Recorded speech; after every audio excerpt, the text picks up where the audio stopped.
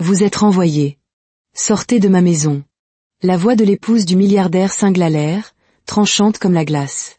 Maya, la domestique, se retrouva sous une pluie battante, sans nulle part où aller. C'est alors qu'elle entendit des pleurs. Dans une ruelle sombre, 3 jeunes enfants étaient blottis les uns contre les autres, trempés jusqu'aux os. Aidez-nous, s'il vous plaît. La méchante dame nous a laissés ici. Sans hésiter, Maya retira son manteau et les enveloppa. Elle n'avait rien, mais elle les ramena chez elle. Le lendemain matin, des sirènes de police retentirent. Un milliardaire éperdu défonça sa porte. Mes enfants. Il se figea en voyant Maya. Attendez. Vous êtes la domestique que ma femme a renvoyée hier? Son visage devint blême. Elle m'a dit que les enfants avaient été enlevés. C'est elle qui les a abandonnés. Vous l'avez pris. Je sais que c'est vous. La voix était aiguë, comme un cristal qui se brise. Maya Flore se figea, la main crispée sur le manche de l'aspirateur. Elle se tourna lentement, quittant des yeux le sol immaculé du grand hall d'entrée. À l'autre bout de la longue galerie brillante se tenait Evelyn Sterling. Sa chevelure blonde était une perfection sculptée, sa robe rouge semblait coûter plus cher que tout l'appartement de Maya.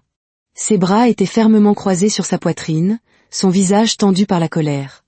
Madame Sterling. La voix de Maya était douce, presque un murmure dans cet espace immense. Ne jouez pas les innocentes avec moi, lança Evelyn. Elle s'approcha, le claquement de ses talons hauts sur le marbre blanc résonnant comme une série d'avertissements. Mon bracelet en diamant, celui de Paris, a disparu de ma boîte à bijoux. Vous étiez la seule dans ma chambre aujourd'hui. Maya sentit son cœur battre à grands coups dans sa poitrine. Elle avait nettoyé la chambre principale ce matin-là, comme chaque mardi. Elle avait épousseté la grande commode. Elle n'avait ouvert aucune boîte. Je n'ai rien pris, Madame Sterling, dit Maya, en gardant une voix respectueuse. Jamais je ne ferais une chose pareille. Jamais vous ne feriez ça, ricana Evelyn, mais ce n'était pas un rire joyeux. Il était glacial. Une domestique avec vos dettes, qui envoie de l'argent on ne sait où. Je connais votre genre. Vous voyez de jolies choses et vos doigts deviennent collants. Le visage de Maya s'empourpra. Elle pensa à l'argent qu'elle envoyait chaque mois à ses 2 jeunes sœurs à Manille. Ce n'était pas un secret. C'était son devoir. Ce n'était pas une raison pour voler. Je travaille pour vous depuis 2 ans, dit Maya, ses mains commençant à trembler. Elle les joignit pour les calmer. Je n'ai jamais touché à quoi que ce soit qui ne m'était pas destiné à nettoyer. Eh bien, vous y avez touché aujourd'hui, siffla Evelyn. Elle était maintenant juste en face de Maya. Maya pouvait sentir son parfum floral puissant. Je veux que vous soyez hors de ma maison. Immédiatement. Vous êtes renvoyé. Les mots frappèrent Maya comme un coup physique. Elle avait besoin de ce travail. C'était son seul travail. S'il vous plaît, Madame Sterling, murmura Maya. Vérifions encore. Peut-être que le bracelet est ailleurs. Il n'est pas ailleurs. Cria Evelyn, le son se répercutant sur le haut plafond. Il est dans votre poche ou dans votre sac immonde. Mais je ne vais pas perdre mon temps. Sécurité. Les yeux de Maya piquaient, emplis de larmes. Elle les refoula. Elle ne pleurerait pas devant cette femme. 2 hommes massifs en uniforme sombre entrèrent dans le hall. C'était la sécurité de la maison. Ils regardèrent Evelyn, puis Maya. Cette femme est renvoyée pour vol, dit Evelyn en pointant Maya du doigt. Escortez-la hors de la propriété. Ne la laissez rien prendre d'autre que son propre manteau. Fouillez son sac si nécessaire. Le garde le plus grand, un homme nommé Joe, hocha la tête. Il regarda Maya avec une expression neutre. Venez avec nous, madame. Ma dernière paie, dit rapidement Maya, la voix tremblante. Nous sommes mardi. J'ai travaillé cette semaine. Evelyn fit un geste de la main, comme pour chasser une mouche. Vous perdez votre salaire lorsque vous me volez. Considérez-vous heureuse que je n'appelle pas la police. Maintenant, sortez avant que je ne change d'avis. Les gardes s'approchèrent. Maya baissa les yeux. Il n'y avait plus rien à dire. Elle marcha silencieusement entre eux, le long du grand hall, passant devant la magnifique arche qu'elle avait époustée, et franchit l'immense porte d'entrée. Ils ne la laissèrent pas aller au vestiaire du personnel pour récupérer ses affaires. Joe alla chercher son vieux manteau et son petit sac usé dans son casier. Il les lui tendit devant la porte. « Vous devriez quitter la propriété maintenant, » dit-il, sa voix ni méchante, ni gentille, mais ferme. Maya hocha la tête. Elle enfila son manteau. Elle descendit la longue allée incurvée, s'éloignant de l'énorme manoir de Buckhead. Le ciel au-dessus d'Atlanta était d'un gris sombre et terne. L'air était lourd et froid. Elle atteignit l'arrêt de bus sur la route principale. Elle s'assit sur le banc humide. Elle compta l'argent dans son portefeuille. Elle avait $10.75. Son loyer était dû dans une semaine. Elle avait déjà envoyé la majeure partie de sa dernière paie à ses sœurs. Un profond grondement de tonnerre roula dans le ciel. Puis la pluie commença. Elle ne commença pas doucement. Elle tomba d'un coup, lourde et glaciale. Maya n'avait pas de parapluie. En quelques minutes, son manteau fut trempé. Ses cheveux, habituellement en une tresse soignée, lui collaient au visage et au cou. Le bus était en retard. Elle se leva, espérant voir le bus arriver. Elle ne vit que des rideaux de pluie et les feux rouges flous des voitures. Le vent souffla plus fort, poussant la pluie de côté. Elle grelottait. Puis elle entendit un autre son. Ce n'était pas le tonnerre. Ce n'était pas la pluie frappant le trottoir. C'étaient des pleurs. C'était un son faible et aigu. Il venait de la ruelle sombre entre deux boutiques de vêtements fermées de l'autre côté de la rue. Maya tendit l'oreille. Les pleurs reprirent. C'était le son de plus d'un enfant. C'était un son effrayé, triste et perdu. Elle traversa la rue, ses chaussures se remplissant d'eau. Elle entra dans la ruelle. Elle était sombre et sentait les déchets mouillés. Dans le renfoncement d'une porte, blottis les uns contre les autres, se trouvaient 3 petits enfants. Ils étaient trempés. Leurs vêtements, qui semblaient coûteux mais étaient maintenant ruinés, collaient à leur petit corps. 2 petites filles et un petit garçon. La plus âgée avait ses bras autour des 2 autres. Elle essayait d'être courageuse, mais son visage était strié de larmes et de pluie. Ils levèrent tous les yeux vers Maya à son approche. Leurs yeux étaient immenses de peur. « Bonjour », dit Maya, la voix douce. Elle s'agenouilla dans la ruelle mouillée, sans se soucier des flaques. « Qu'est-ce que vous faites ici ? Où sont votre maman ou votre papa ?» La plus âgée, qui semblait avoir environ 7 ans, renifla. « Une méchante jolie dame nous a amenés ici dans une grosse voiture noire. Elle nous a dit d'attendre juste ici et qu'elle reviendrait avec de la glace. » Le petit garçon, qui avait peut-être 5 ans, toussa. C'était une toux humide et tremblante. « Mais elle n'est pas revenue, » murmura-t-il. La plus petite, pas plus de 4 ans, ne faisait que sangloter. Le cœur de Maya se brisa en 1000 morceaux. Elle regarda autour d'elle dans la ruelle. Personne d'autre. La « méchante jolie dame » les avait abandonnés dans cette tempête. « Quels sont vos noms ?»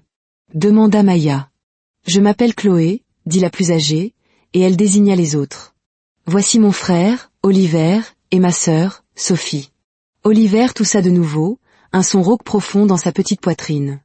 Il frissonnait violemment. Il ne pouvait pas rester ici. Il tomberait gravement malade, ou pire. Maya pensa à son minuscule appartement. Une petite pièce avec un lit, une table et une cuisinière. Elle n'avait presque pas de nourriture. Elle avait $10.75. Elle pensa à appeler la police, mais elle était une domestique renvoyée, seule dans une tempête avec 3 enfants riches. Quelle apparence cela aurait-il ?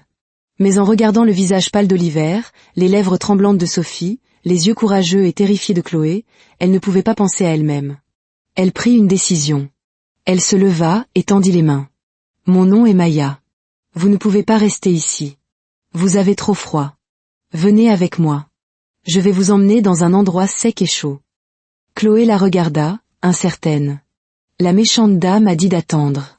« Je pense que la méchante dame ne reviendra pas, » dit doucement Maya. « Et vous avez trop froid pour attendre plus longtemps.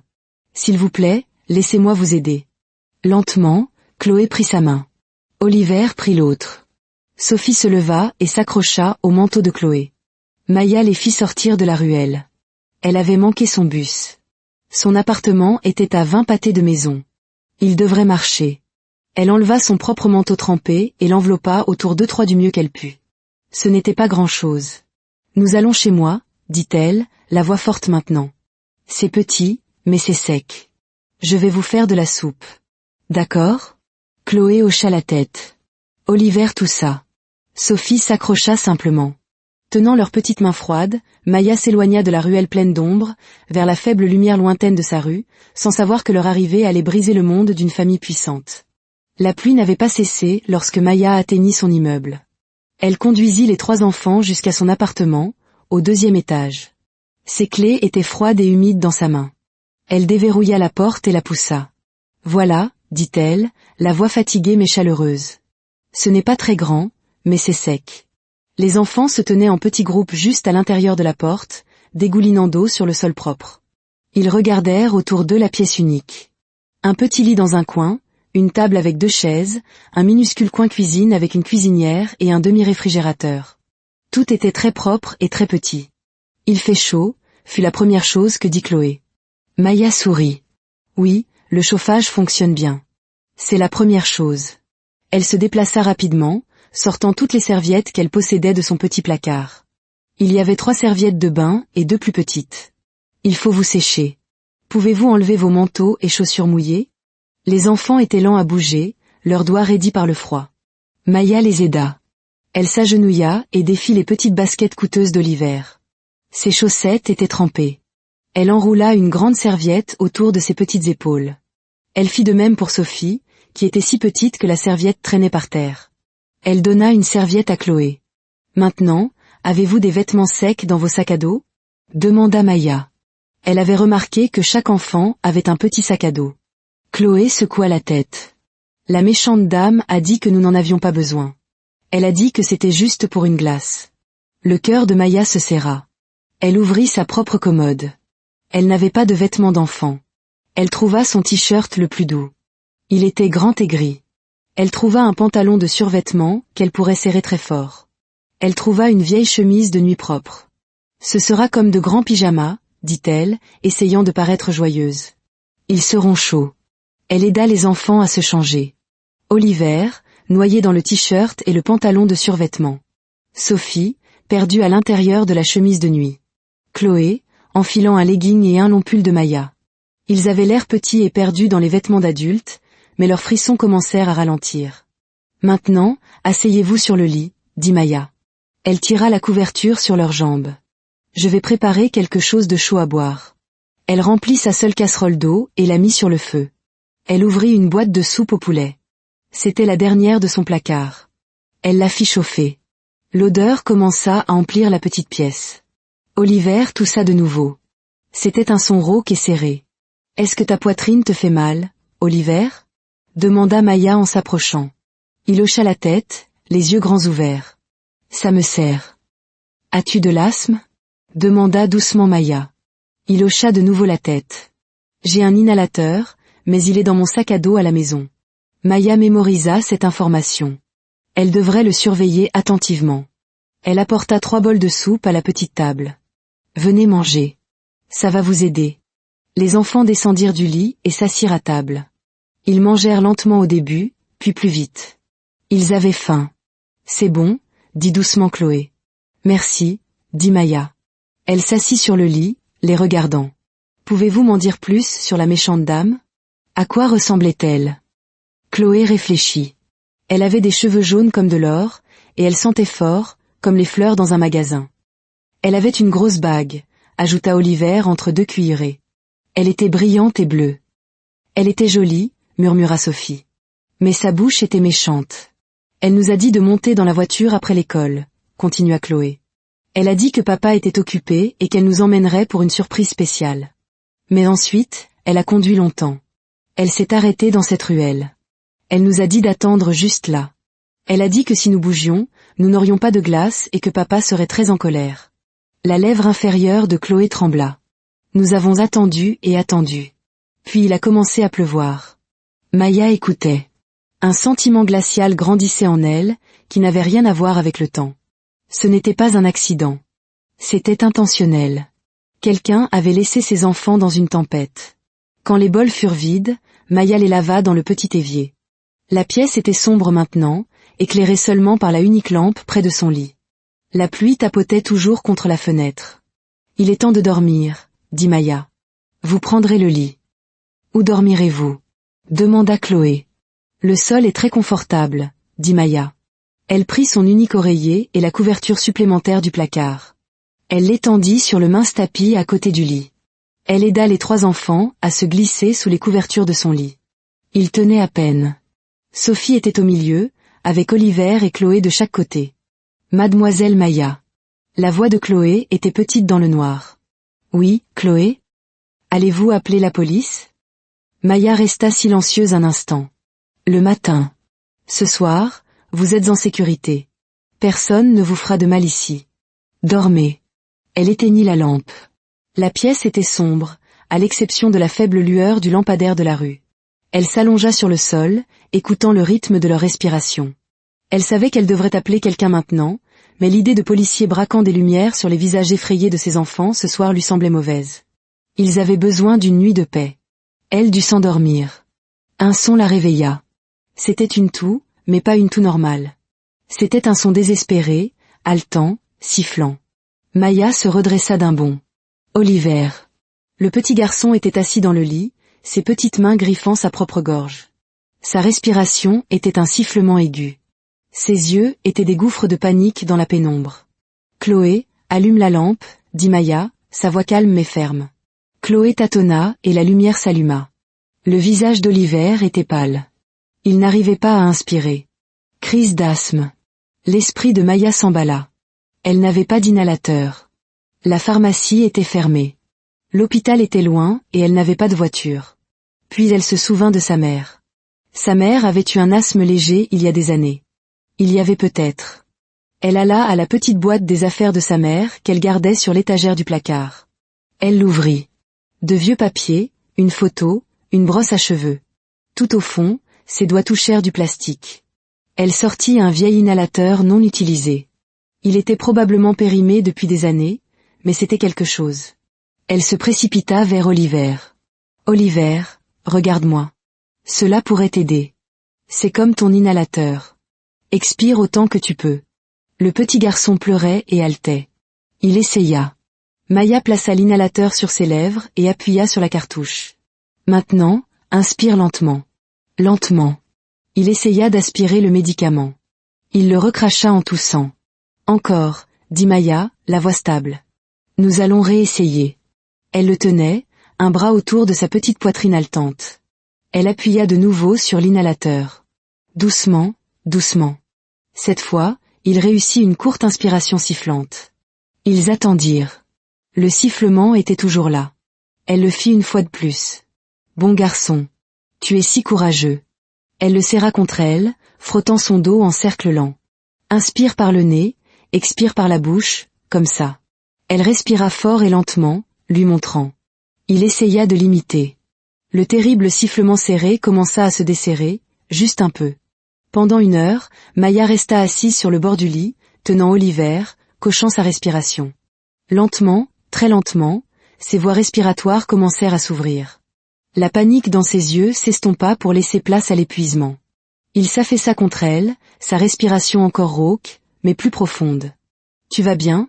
murmura-t-elle encore et encore. « Tu es en sécurité.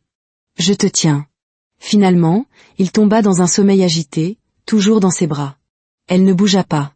Elle resta assise là, le tenant, observant la lente montée et descente de sa poitrine. Chloé et Sophie avaient regardé, silencieuses et effrayées, mais maintenant elles dormaient aussi. Maya ne dormit plus cette nuit-là. Quand la lumière grise du matin emplit la pièce, Oliver respirait plus facilement. Maya le déposa délicatement entre ses sœurs. Son corps était raide et fatigué. Elle se leva et alla à la cuisine. Elle leur préparerait un bon petit déjeuner. Ensuite, elle appellerait la police. Elle mélangea de la farine, des œufs et du lait. Elle cuisit des pancakes sur sa petite cuisinière. L'odeur de nourriture chaude emplit la pièce. Les enfants se réveillèrent. Oliver avait l'air fatigué, mais il sourit un peu en voyant les pancakes. Maya avait dressé la petite table avec 3 assiettes. Elle sortit le reste de son beurre et une minuscule bouteille de sirop. « Asseyez-vous, dit-elle. Mangez pendant qu'ils sont chauds. » Ils mangèrent. Alors qu'ils mangeaient, Maya regarda son téléphone. Elle appellerait dans quelques minutes. Juste les laisser finir ce repas chaud et heureux. Puis elle entendit les bruits. Le crissement de pneus dans la rue mouillée en bas. Des portières de voitures qui claquent, pas avec précaution, mais durement et rapidement. Des voix fortes et urgentes. « Restez à table », dit doucement Maya. Une peur froide lui parcourut l'échine. Elle se dirigea vers la fenêtre et regarda en bas. Il y avait 2 voitures de police, leurs gyrophares tournant en cercle silencieux, et il y avait une longue voiture noire, une voiture très chère. Un grand homme en costume, sombre explosa de l'arrière de la voiture noire. Il parlait vite à un policier, montrant les immeubles du doigt. Puis il se tourna et courut vers la porte d'entrée de son immeuble. Il savait. Quelqu'un savait qu'ils étaient ici. Le souffle de Maya se coupa. Avant qu'elle ne puisse bouger, elle entendit des bruits de pas lourds et rapides dans les escaliers. Ils s'arrêtèrent juste devant sa porte.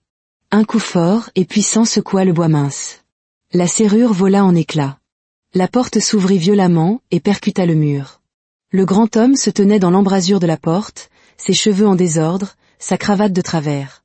Son visage était sauvage de panique et de peur. Ses yeux balayèrent la pièce. Ils trouvèrent les enfants à la petite table.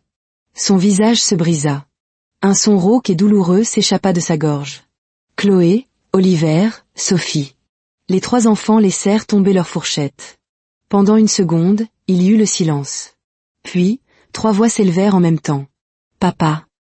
Ils se précipitèrent de leurs chaises et traversèrent la pièce. L'homme, leur père, tomba à genoux et les rassembla tous les 3 dans ses bras, les serrant si fort qu'il semblait ne jamais vouloir les lâcher. Il enfouit son visage dans leurs cheveux, ses épaules secouées par les sanglots. Maya se tenait figée près de la fenêtre. Elle les regardait. Puis les yeux de l'homme s'ouvrirent. Par-dessus la tête de ses enfants, il la regarda. Le soulagement et la joie sur son visage se durcirent. Cela se transforma en autre chose, quelque chose de sombre et de suspicieux. Il la connaissait. Elle vit la reconnaissance s'installer. Il se dégagea doucement des enfants et se leva. Il était très grand. Il regarda le visage de Maya, le petit appartement, les pancakes sur la table. Sa voix était basse et froide, pleine d'une terrible nouvelle peur. « Vous, dit-il. Vous étiez la domestique de ma femme. Evelyn vous a renvoyé hier. » Les mots de l'homme flottaient dans la petite pièce chaude, froid et tranchant. Maya sentit l'air quitter ses poumons. Elle ne put cocher la tête, ses mains agrippant le tissu de son pull. Les enfants sentirent le changement. Chloé regarda le visage en colère de son père, puis celui effrayé de Maya. Elle s'approcha un peu de Maya. Oliver et Sophie restèrent près des jambes de leur père, confus. « Vous les avez pris » dit l'homme, Michael Sterling. Les mots n'étaient pas une question. C'était une accusation. Ses yeux bleus étaient comme de la glace. « Vous avez pris mes enfants parce qu'elle vous a renvoyés. Par vengeance. »« Non, » murmura Maya. Puis elle retrouva sa voix. « Non, je les ai trouvés hier soir. Dans la ruelle sur Peachtree Street, près des magasins. »« Ne me mentes pas. » La voix de Michael monta, remplie d'une fureur née de la peur. « Ma femme m'a tout dit. Elle a vu une femme les emmener, une étrangère, et maintenant vous les avez ici, chez vous, le lendemain de votre renvoi. » Il fit un pas en avant. « S'il vous plaît, dit-elle, la voix plus forte. Demandez-leur. Demandez à vos enfants. » Michael baissa les yeux. Chloé le fixait, son petit visage sérieux. « Chloé, dit Michael, son ton s'adoucissant à peine pour sa fille. Est-ce que cette femme t'a emmenée de l'école? T'a-t-elle forcé à venir ici? » Chloé secoua la tête vivement. « Non, papa. La méchante jolie dame nous a pris à l'école. » Michael s'agenouilla à son niveau. Une méchante jolie dame? À quoi ressemblait-elle? Elle avait des cheveux jaunes. Elle avait une bague bleue. Elle sentait les fleurs, récita Chloé. La même description qu'elle avait donnée à Maya. Michael parut moins sûr. Il sortit son téléphone. « Votre belle-mère. Evelyn. Elle est si bouleversée. Elle pleure à la maison. Elle a vu une femme aux cheveux noirs vous prendre. » Il tapota l'écran et une photo apparut. C'était un beau portrait souriant d'Evelyn Sterling. « Nous devons l'appeler. Elle doit savoir que vous êtes en sécurité. » Il tendit le téléphone pour le montrer à Chloé. Chloé regarda la photo. Ses yeux s'agrandirent. Elle pointa un petit doigt vers l'écran. « C'est elle, papa. C'est la méchante jolie dame. » La pièce devint complètement silencieuse. La main de Michael, tenant le téléphone, tomba à son côté. Il fixa sa fille. « Qu'est-ce que tu as dit ?»« C'est la dame, » répéta Chloé. « Elle nous a dit de monter dans la voiture. Elle nous a conduits à la ruelle. Elle nous a dit d'attendre pour de la glace. Elle n'est jamais revenue. » Le visage de Michael perdit toute couleur. Il se tourna lentement vers Oliver. « Oliver, est-ce vrai ?» Oliver hocha la tête, ses yeux grands et solennels. « Elle a dit que tu serais en colère si nous bougions. Nous avons eu très froid. » Sophie jeta un coup d'œil derrière la jambe de Michael. De sa petite voix tranquille, Elle dit, elle nous a laissés sous la pluie. Michael Sterling ne fit aucun son. Il s'affaissa lentement jusqu'à être assis sur le sol de l'appartement de Maya. Il laissa tomber son téléphone. Il mit sa tête dans ses mains. Ses épaules commencèrent à trembler. Maya regardait, sa propre peur se transformant en une pitié profonde et douloureuse. Elle pouvait voir le moment où son monde s'était effondré. Sa femme n'avait pas été témoin d'un crime. Sa femme avait commis le crime. Les enfants étaient confus par les larmes de leur père.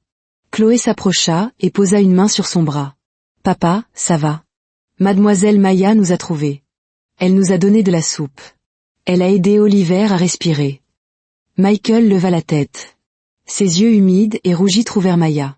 La colère avait disparu. À sa place se trouvait une compréhension horrifiée et une honte si profonde qu'elle semblait l'engloutir. « Vous » commença-t-il, mais sa voix se brisa. « Vous les avez trouvés dans la ruelle ?»« Oui » dit doucement Maya. « Hier soir, pendant la tempête. Ils étaient très mouillés et avaient très froid. »« Oliver a eu une crise d'asthme » dit Chloé, d'une voix neutre. Mademoiselle Maya est restée éveillée toute la nuit. Elle avait un médicament. Elle l'a aidé. Michael regarda son fils. Il vit les ombres de la fatigue sous les yeux d'Oliver. Il tendit la main et toucha la joue d'Oliver. C'était celui de ma mère. Il était vieux. Je ne savais pas s'il fonctionnerait, mais il a un peu aidé, dit Maya. Un coup sec retentit à la porte ouverte et cassée. Un homme en uniforme de police se tenait là. Il était plus âgé, avec des cheveux gris et un visage fatigué mais bienveillant. « Michael, » dit le policier. « Nous avons entendu l'agitation. Est-ce que tout ?» Il s'arrêta, observant la scène. « Davis, » dit Michael, le mot un lourd soupir. Il se releva péniblement. « Capitaine Davis. » Le capitaine Davis entra. Ses yeux étaient prudents. Il regarda Maya. « Madame, vous allez bien ?» Maya hocha la tête. « Oui, monsieur. »« Voici Maya Flore, » dit Michael. Sa voix était plate, vidée de toute émotion. Elle était la domestique de ma femme jusqu'à hier. Evelyn l'a renvoyée hier après-midi. Il prit une profonde inspiration. Hier soir, Evelyn m'a dit que les enfants avaient été enlevés. Elle a dit avoir vu une femme aux cheveux noirs les prendre près de l'école. Elle pleurait. Elle était dévastée. Le capitaine Davis écoutait, le visage neutre. « Mais ce n'est pas ce qui s'est passé », continua Michael. Il désigna ses enfants.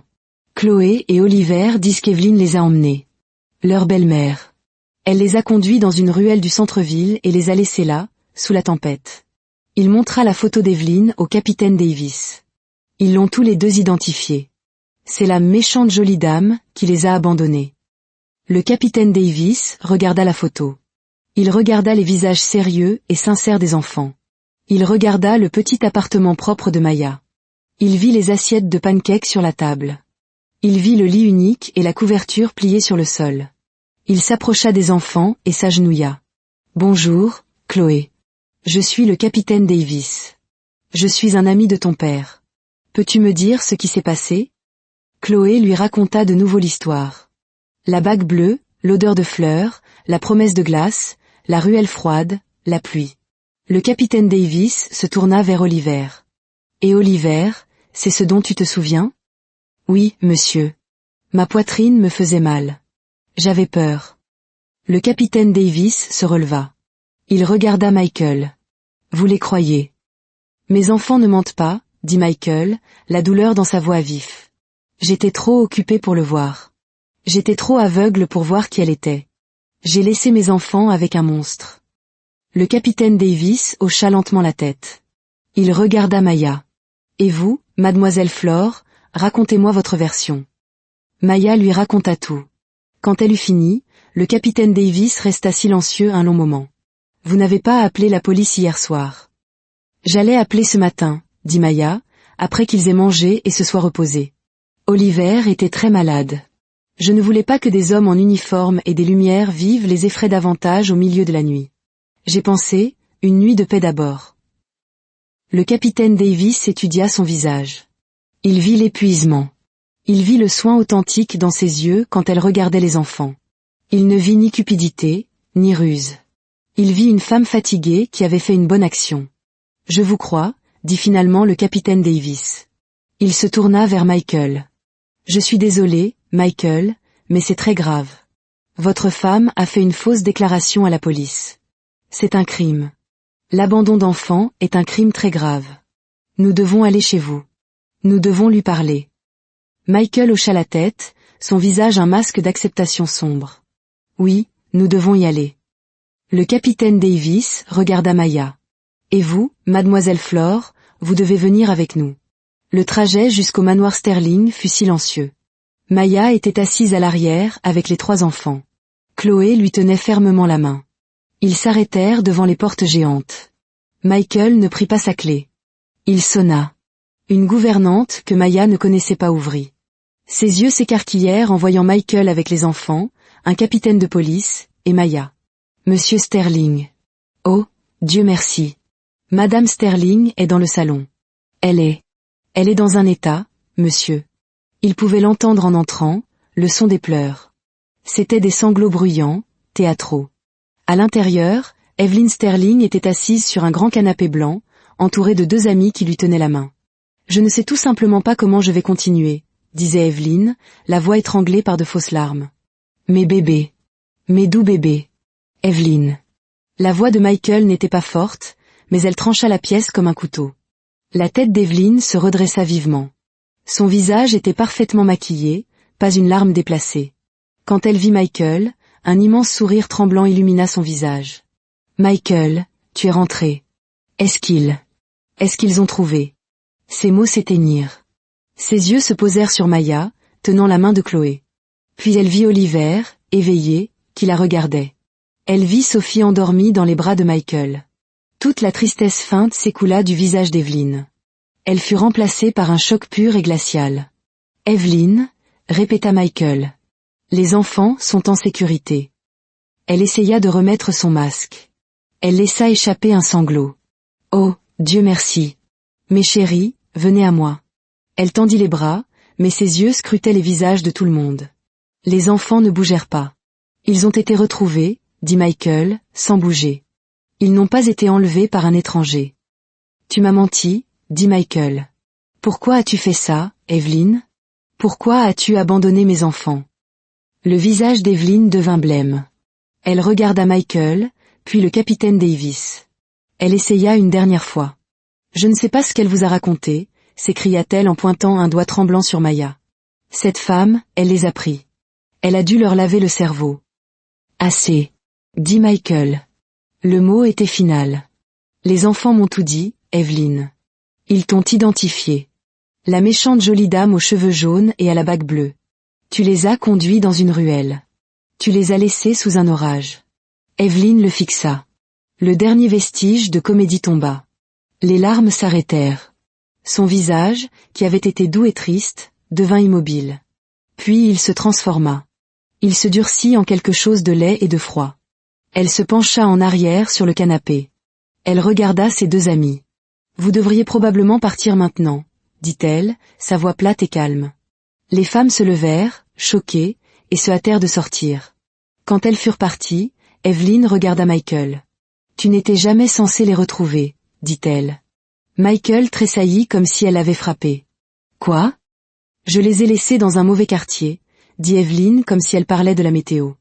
Je pensais que quelqu'un d'autre les prendrait ou qu'ils se perdraient pour toujours. Je pensais que tu rentrerais à la maison, que je serais la belle-mère éplorée et que tu te concentrerais enfin sur moi. Uniquement sur moi. Pas sur eux. Ce sont des enfants, murmura Michael, la voix brisée. Ce sont mes enfants. Ce sont des enfants bruyants, désordonnés et agaçants, dit Evelyn en se levant. Tu rentres du travail et tu vas directement vers eux. Tu parles d'eux tout le temps. Je suis ta femme. Je suis censée être la personne la plus importante. Mais je ne suis que la baby-sitter pour les restes de ta première femme.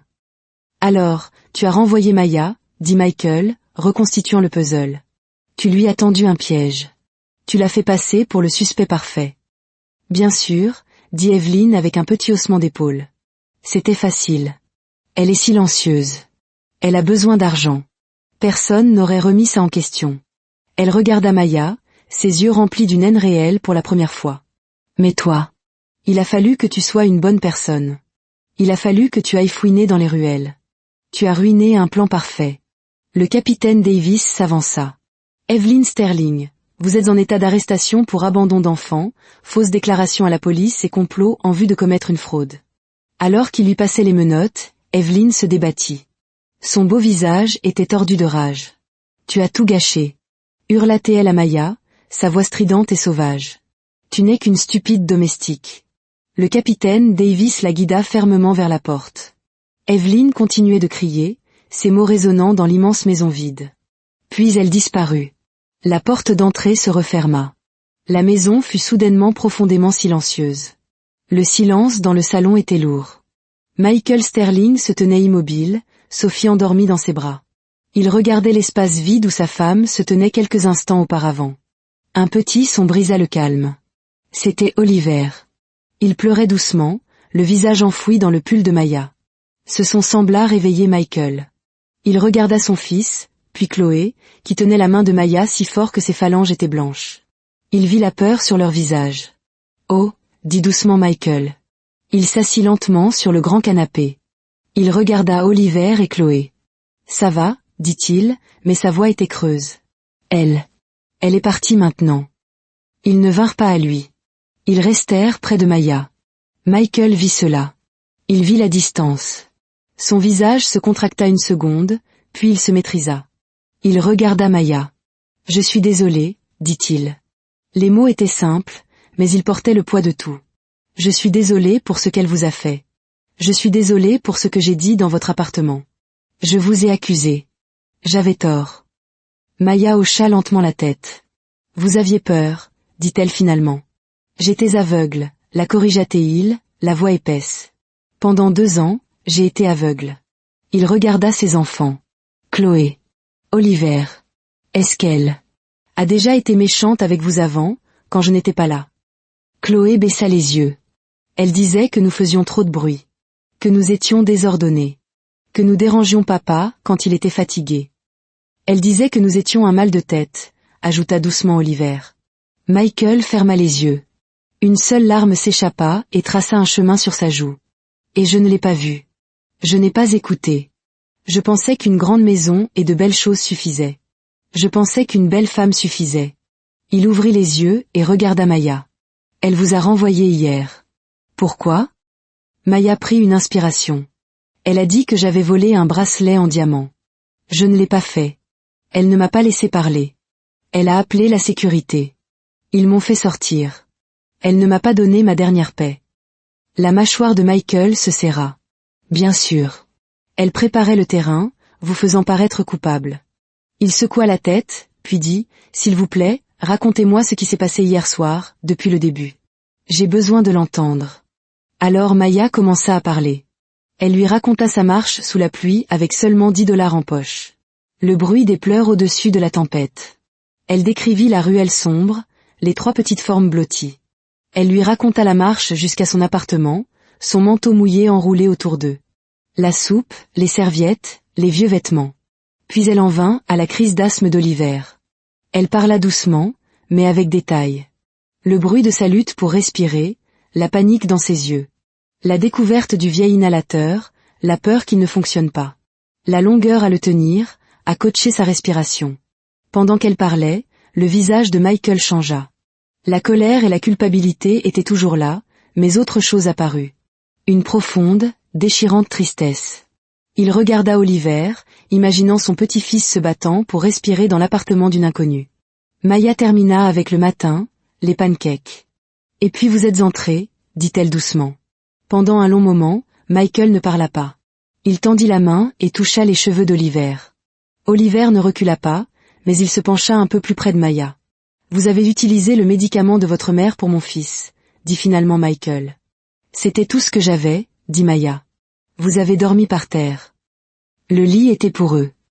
Vous avez dépensé votre dernière nourriture pour eux. » Maya hocha simplement la tête. Michael se leva avec précaution, tenant toujours Sophie. « Suivez-moi, s'il vous plaît. » Il les conduisit dans une pièce plus petite, une salle de jeu. Des dessins étaient sur le réfrigérateur, tenus par des aimants. Il déposa Sophie sur le canapé et la couvrit d'une couverture douce. « C'est leur chambre, » dit-il à Maya. « C'est ici qu'ils jouent. » Il regarda autour de lui, les yeux tristes. « Je ne suis pas très souvent ici. Il s'assit par terre. Chloé, dit Michael. Tu as été très courageuse. Tu as pris soin de ton frère et de ta sœur. La lèvre inférieure de Chloé trembla. J'avais peur. Je sais, dit Michael. Mais tu as quand même été courageuse. Et Oliver, tu as été si forte hier soir. Puis, regardant directement Maya, une étrangère sous la pluie a montré plus d'amour à ma famille que la femme dans ma propre maison. Vous n'aviez rien et vous leur avez tout donné. Vous auriez pu partir. Personne ne vous en aurait voulu. Mais vous ne l'avez pas fait. Je ne pouvais pas partir, dit Maya. Pourquoi ? Demanda Michael, voulant vraiment comprendre.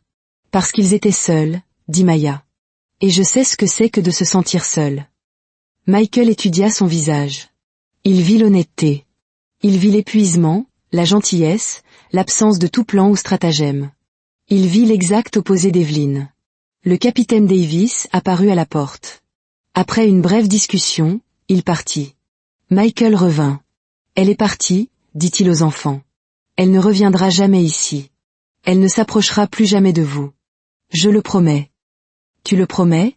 Demanda Chloé. Je le promets, dit Michael. Et pour la première fois, un minuscule sourire authentique toucha ses lèvres. Oliver rampa enfin du côté de Maya vers son père. Il passa ses petits bras autour du cou de Michael. Michael le serra fort, fermant les yeux. Puis Chloé vint aussi. Maya les regarda, le cœur plein. Elle commença à se lever pour leur donner de l'intimité. Restez, dit Michael, sa voix étouffée par les cheveux de ses enfants. S'il vous plaît. Alors Maya resta. Elle regarda le père tenir ses enfants. Elle regarda le chemin de la guérison qui commençait. Elle regarda l'homme qui avait été aveugle mais qui commençait enfin à voir. Les jours suivants furent un tourbillon d'activités silencieuses. Michael Sterling resta au manoir, entamant la procédure de divorce. Il parlait à son avocat, puis passait des heures avec les enfants, jouant à des jeux de société, lisant des histoires, essayant de reconstruire les ponts qu'il n'avait même pas su qu'il avait brûlés. Il réembaucha une nounou plus âgée et gentille pour l'aider pendant la journée, mais son esprit revenait sans cesse à Maya Flore. Où était-elle maintenant ?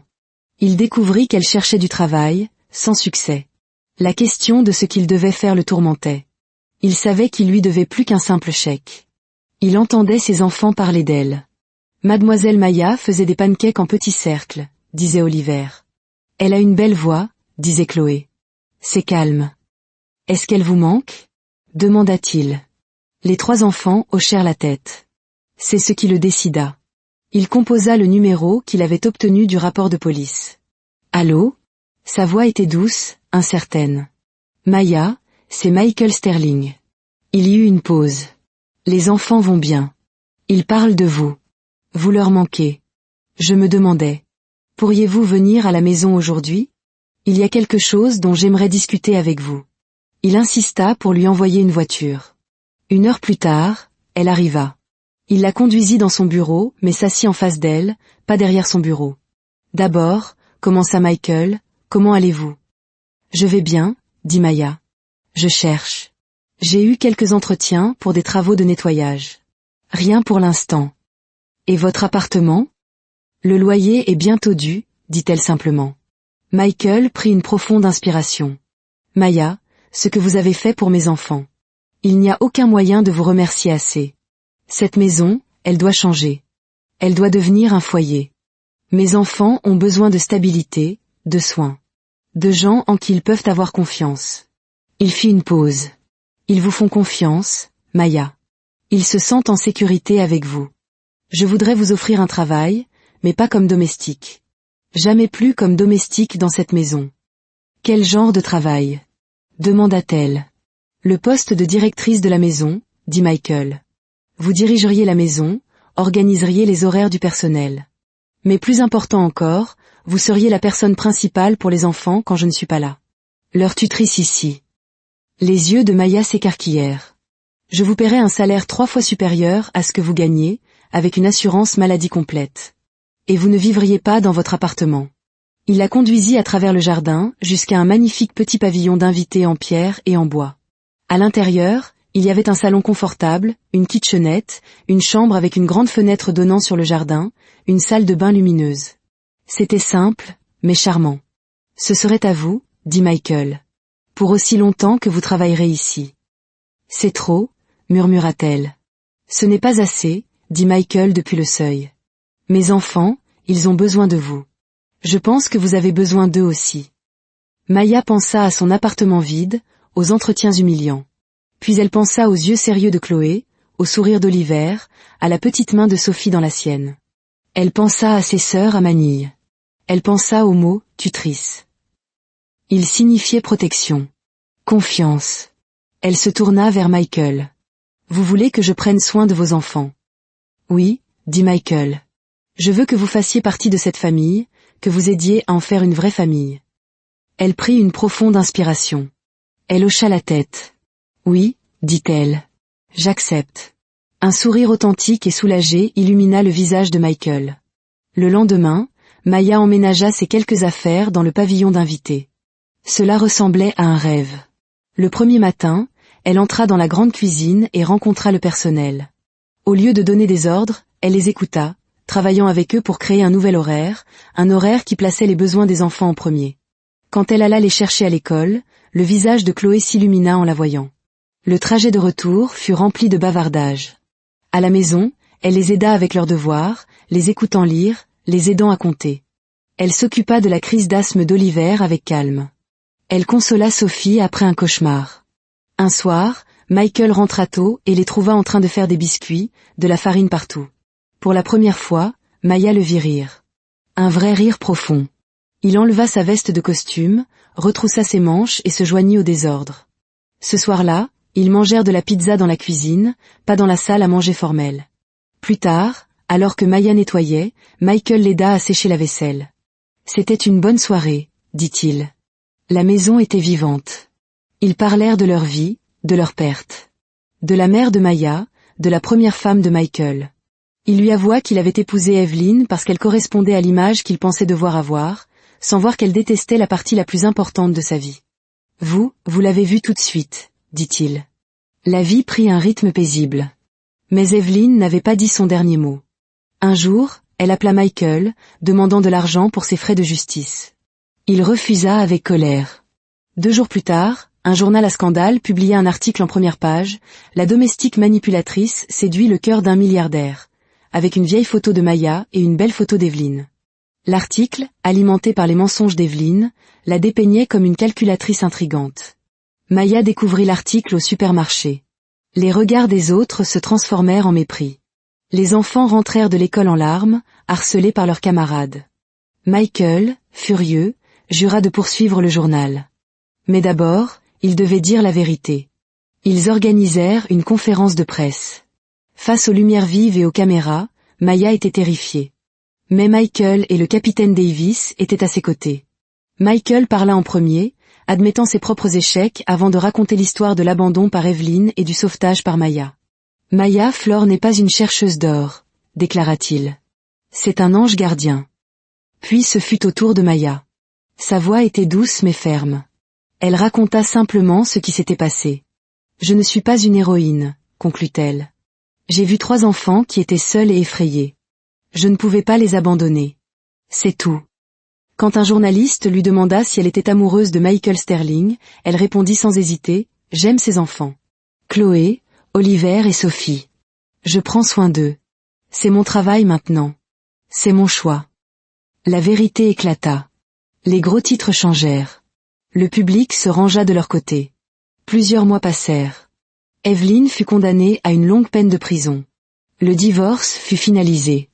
Le manoir devint un foyer. Les sœurs de Maya vinrent des Philippines pour une visite, remplissant la maison de rire. Un samedi, Michael apprit à Maya à faire du vélo, courant à côté d'elle sur l'allée, les enfants applaudissant. Ce soir-là, il la trouva sur le porche de son pavillon. « Maya, » dit-il doucement. Vous n'avez pas seulement sauvé mes enfants. Vous m'avez sauvée. Vous m'avez montré ce qu'est un foyer. Il fit une pause. Pensez-vous que vous pourriez rester? Non pas comme employé, mais comme une partie de cette famille, pour toujours? Maya le regarda, puis la grande maison où dormaient les enfants qu'elle aimait. Elle regarda l'homme qui avait appris à être un père et qui la voyait, elle, comme la personne la plus importante de son monde. Michael, dit-elle, la voix pleine de chaleur. Je suis déjà à la maison. Il tendit la main et prit la sienne. Le lendemain, c'était un dimanche ensoleillé. Ils firent un pique-nique sur la pelouse. Les rires des enfants se mêlaient aux doux rires de Maya et aux profonds gloussements de Michael. Ce n'était pas une famille de sang ou de certificat de mariage. C'était une famille de choix, née de la gentillesse, forgée parce qu'une personne n'avait pas tourné le dos à des pleurs sous la pluie. C'était le son d'un nouveau départ, la preuve qu'une famille est construite par ceux qui choisissent de rester, qui choisissent d'aimer, qui se trouvent dans la tempête et décident de construire un abri ensemble, pour toujours.